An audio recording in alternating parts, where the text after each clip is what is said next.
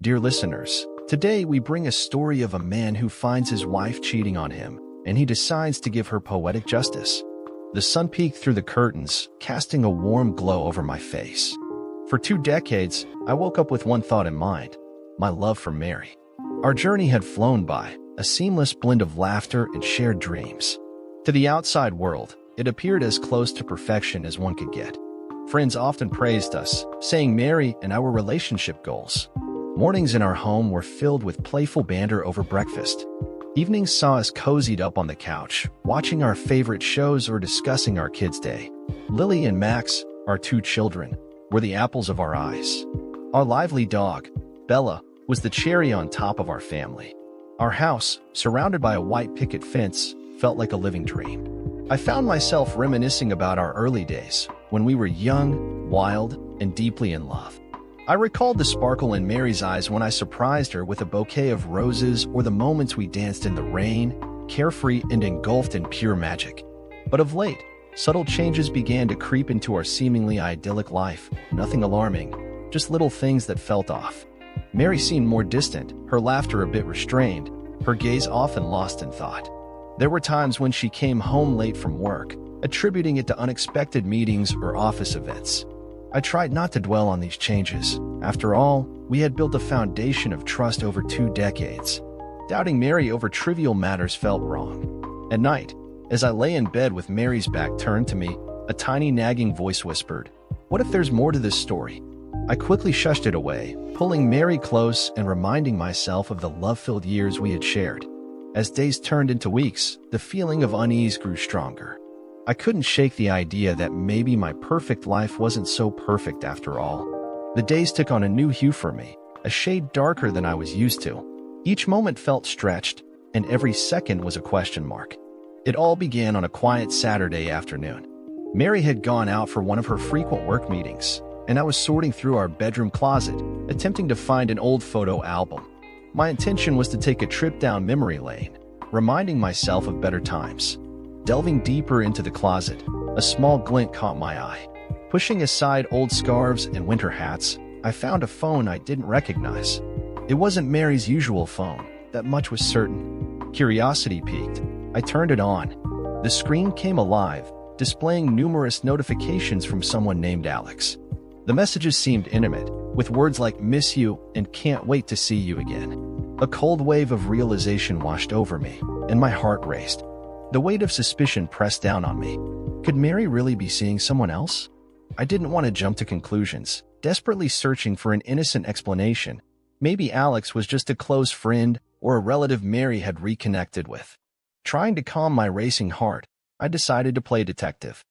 For the next few days, I paid closer attention to Mary's habits, the late-night phone calls, the giggles, the secret smiles to herself. It all started making a grim kind of sense. One evening, fueled by a mix of desperation and determination, I took a bold step. I decided to follow Mary discreetly. I watched as she entered a quaint little cafe and settled into a corner booth. Soon after, a man walked in, Alex. They embraced warmly, a little too warmly for just friends. I felt like a voyeur, peering into a world I wasn't meant to see. The sight of Mary laughing, her hand lingering on Alex's, shattered me. I wanted to confront them right there, ask them how they could betray my trust, but something held me back. The pain was intense, but I wasn't one to make impulsive decisions. I needed to be sure. I needed a plan.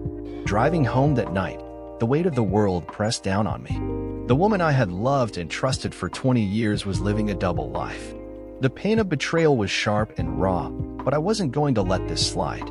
I was going to uncover the truth, no matter the cost. As the days passed, my initial shock morphed into a steely determination. I felt like a man reborn, with newfound clarity of purpose. Every fiber of my being screamed for justice, but I was determined to act wisely, not impulsively.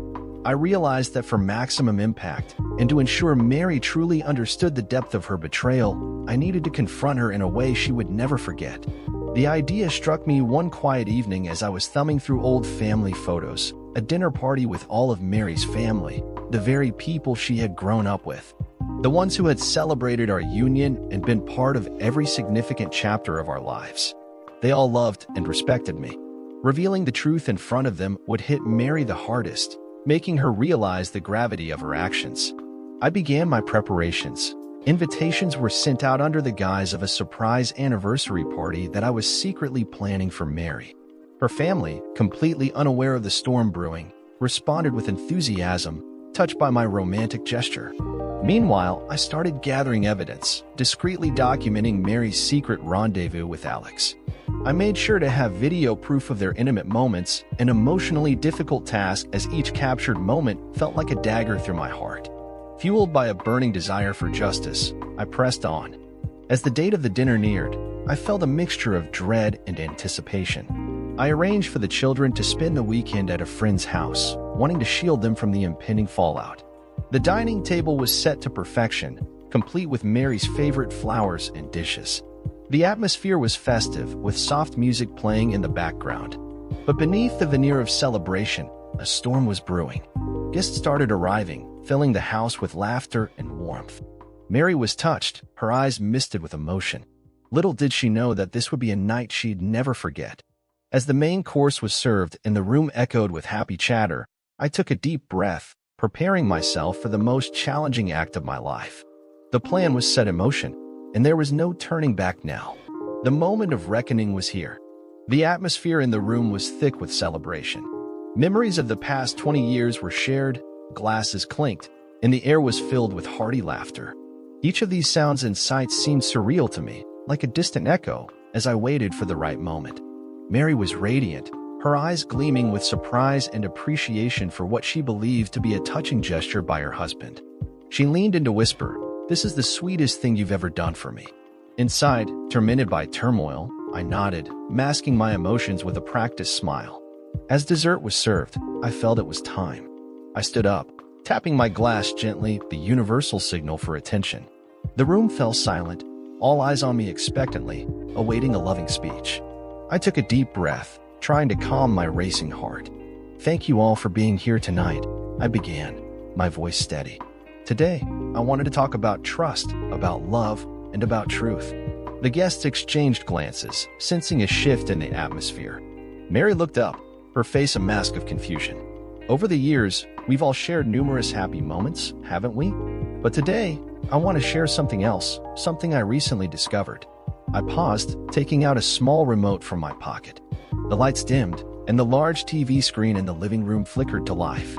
Displayed on it were clips of Mary and Alex, their secret meetings and intimate conversations. The room was engulfed in stunned silence, each scene more incriminating than the last. As the video ended, the weight of shock was palpable. Mary's face had drained of all color, her eyes wide with disbelief and horror. Her family members stared at the screen, then at her, seeking some kind of explanation. "How could you, John?" The voice trembled. 20 years, Mary. Was it all a lie?" Mary's voice broke as she tried to respond. "John, I never meant for any of this to happen. It was a mistake." But I cut her off. "A mistake? For how long?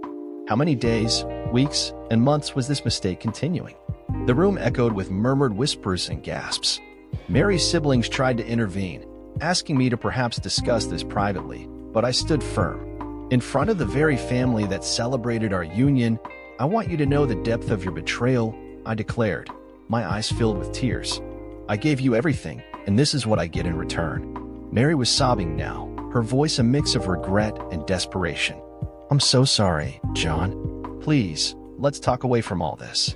But I had said all I wanted to. "You need to leave, Mary. Leave our home." In the days following the confrontation, my home, which once buzzed with life and laughter, transformed into a silent monument to the love that once was. The deafening silence was often interrupted by the constant ringing of the telephone and knocks on the door. But I couldn't bear to face the world or its barrage of questions and sympathies. Every corner of the house held a memory, the couch where we'd cuddled and watched countless movies, the kitchen where we'd cooked meals together, even the small dent in the wall from when we tried, laughingly and unsuccessfully, to move in a too-large bookshelf. Everything echoed Mary's absence. One evening, as I was aimlessly wandering from room to room, I stumbled upon the old photo album I had been searching for weeks earlier. Opening it, I was flooded with a tidal wave of memories, our wedding day, the birth of our kids, holidays, and birthdays. I realized that while the pain of betrayal was intense, the pain of loss was even deeper. Our children, Lily and Max, were equally heartbroken. They had known their family as a pillar of love and trust, and seeing it crumble was beyond comprehension. The children missed their mother, but also grappled with feelings of anger and disappointment. I did my best to shield them, ensuring they knew they were loved and that their parents' issues weren't their fault. One day, a letter arrived, written in Mary's handwriting. She expressed her guilt, regrets, and undying love for me. She spoke of the loneliness that led her down a path she regretted with every fiber of her being. She begged for a chance to explain, not to mend our relationship, but to provide closure. Against my better judgment, I agreed to meet. Seeing Mary again was like reopening a wound. She looked haggard, a shadow of her former self. Our conversation was filled with tears, regrets, and some semblance of understanding. Mary explained how her relationship with Alex had begun innocently, but how she'd lost her way amidst feelings of neglect and the need for attention. While I could understand, I couldn't forget or forgive. The trust that was the bedrock of our relationship had crumbled, and there was no going back. We parted ways with a promise to co-parent our children and keep their well-being at the forefront. As the weeks turned into months, I slowly began to rebuild my life. I dove into my work, spent quality time with Lily and Max, and sought therapy to process my pain. Friends and family rallied around me, their support acting as a balm for my wounded soul. Despite the hurt and betrayal, I realized I needed to let go of the past to embrace the future. While I might never fully heal, I was determined to find happiness again, not just for myself but for my children. The aftermath of the storm was painful, but as with all storms, it also brought clarity and, in time, a new beginning. Dear listener, if you have reached this far, please click on the subscribe button. It will be a great help.